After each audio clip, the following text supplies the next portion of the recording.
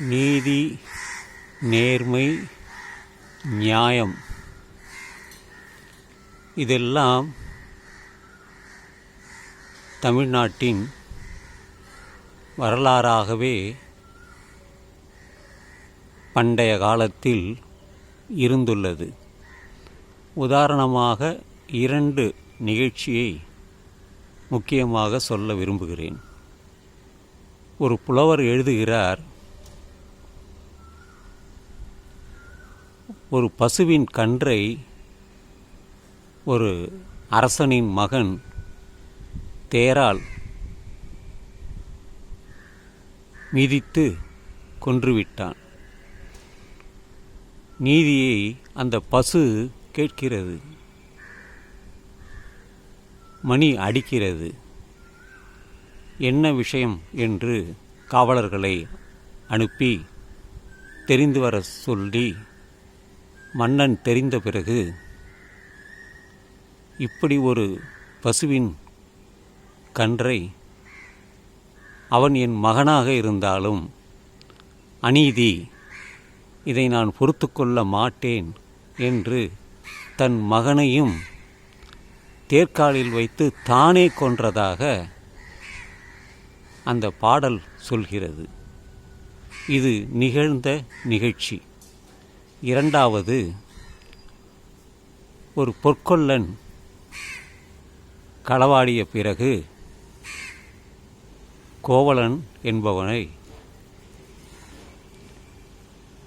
அரசன் பேச்சை கேட்டு கொலை புரிந்தான். இதை அறிந்த கண்ணகியோ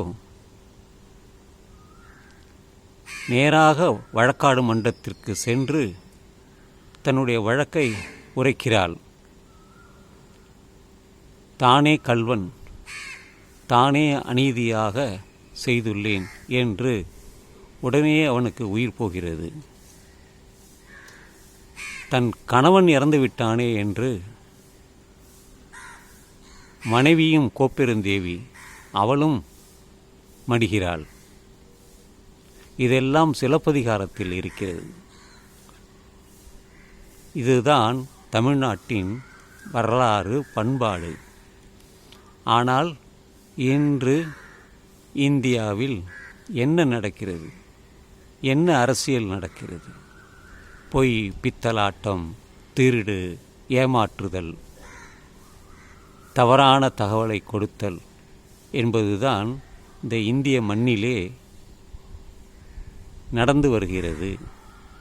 எங்கு பார்த்தாலும் மணல் கொள்ளை, கட்டுக்கட்டாக பணம்.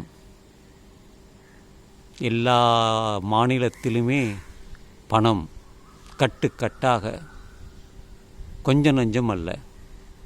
உழைத்தவன் எங்கோ விவசாயி தன்னுடைய வயிற்றிலே ஈரத்துணியை வைத்துக்கொண்டு சட்டை இல்லாமல் இருந்தான். ஆனால் இன்று நான் ஒரு ரிசார்ட் சென்று வந்தேன். அது எத்தனை கோடி என்றால் என்னால் சொல்ல முடியாது. மகாபலிபுரம் கடற்கரை ஓரம் சொந்தமாக அது இருக்கும் ஒரு 50 ஏக்கர் இடம். யாரோ ஒருவர் பணம் பண்ணுவதற்காகவே அதை நடத்தி வருவதாக தெரிகிறது. இதெல்லாம் தமிழ்நாட்டிலே, இந்தியாவிலே, பல மாநிலத்திலே நடந்து வருகிறது. காரணம் அரசியல்.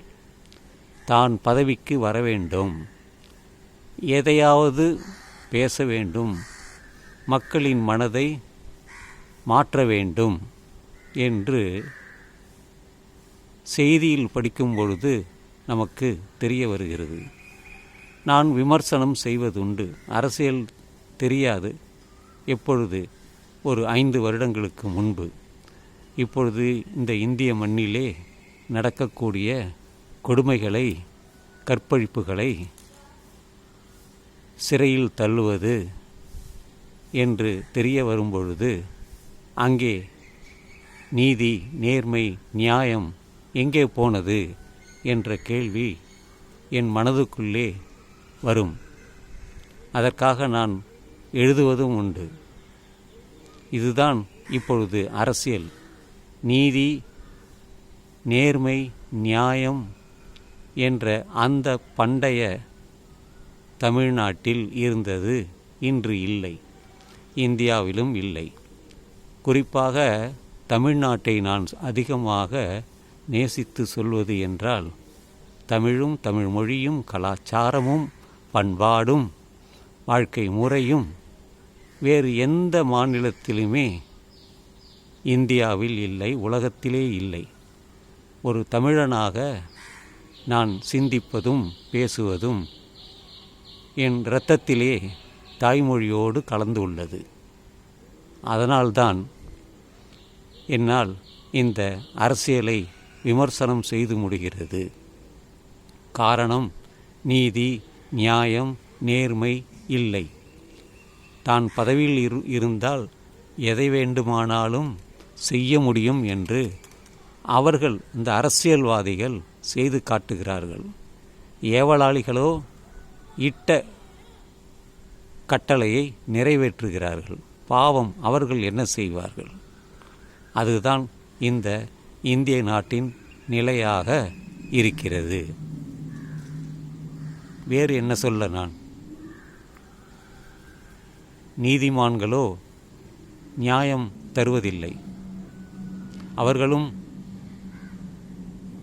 எதற்கோ ஆசைப்பட்டு நீதியை வழுவ செய்து விட்டார்கள். இதையெல்லாம் பார்க்கிறோம். இந்த நாடு ஒரு நேர்மையான நாடாக இருக்க வேண்டும்.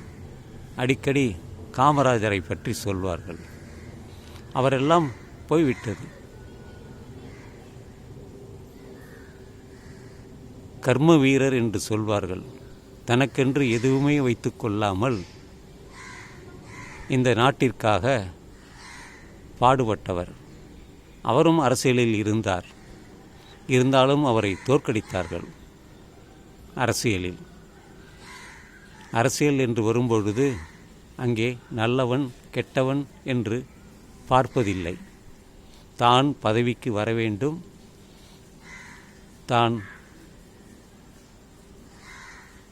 மக்களின் வரிப்பணத்தை சூறையாட வேண்டும் என்பதாகவே இருக்கிறது. இது நாம் பொதுவாக எந்த அரசியல் கட்சியையும் சொல்லவில்லை. ஆனால் பல அரசியல் கட்சிகள் செய்து வருகிறது. அதனால்தான் இந்த பதிவை நான் செய்கிறேன். இந்த நாள் இனிய நாளாக அமைய உங்கள் எல்லோருக்கும் நல்வாழ்த்துக்கள் நண்பர்களே.